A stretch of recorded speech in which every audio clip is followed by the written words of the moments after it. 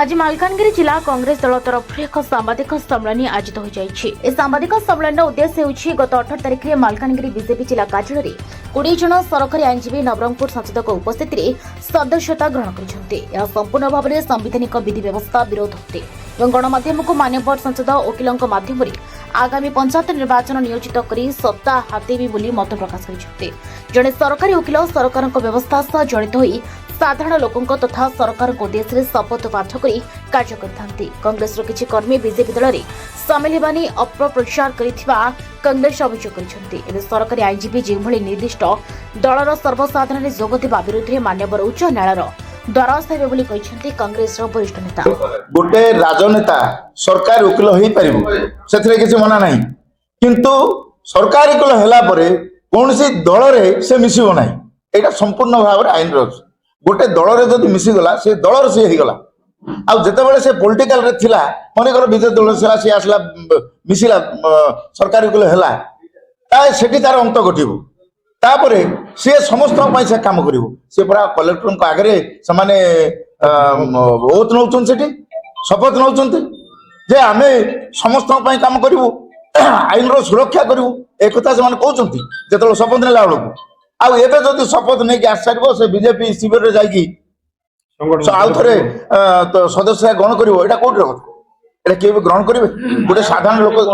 आज्ञा निश्चित भाव में देखो यहाँ आज जो मध्यम आम प्रचार कलु मु आशा करुँच आपंकर जो प्रचार हम प्रचार प्रसार हम ये प्रचार आम नुह ये आपण भी दरकार कारण आम जिले में आपण जन नागरिक यहाँ प्रचार प्रसार कले ये जिनसा आगामी दिन हम ना आउ आज पर्यंत ये जिन के प्रथम थर पर बीजेपी द्वारा ये जिन आपण मैंने यार प्रचार कले निश्चित भाव में आपंकर मुख्यमंत्री पाक जीव आमर जो आईन मंत्री अच्छी पाक खबर जीव खबर गला निश्चित भाव निष्कर्ष गोटे बाहर जे कौन से करेंगे यहाँ ठीक है ना भूल होती से जिन बाहर बाहर जदि जना पड़ा से दलीय मनोभाव नहीं काम कले आम निश्चित भाव में मान्यवर अदालत रे हाजिर हो केस पाई कर आपण मैंने प्रचार प्रसार माध्यम केते दिन तले सरकारी वकील भाव में नियुक्ति पाई वकील भाई मैंने गत 2 दिन तले बीजेपी ऑफिस रे जुबली भाव में से मैंने वक्तव्य देइछंती जनसाधारण को न्याय देवे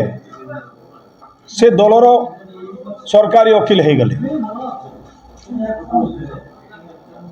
जुबली भाव में वक्तव्य देउतले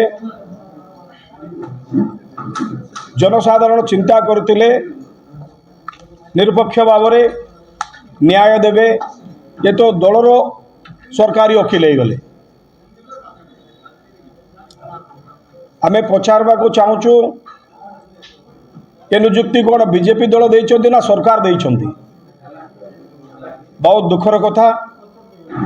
मान्यवर सांसद कहते कांग्रेस रो बीजेडी रो शताधिक लोक बीजेपी दल रे जॉइन करछंती संपूर्ण मिछ कांग्रेस रो जने भी नहांती ये मिछ प्रचार बंद करा जाओ।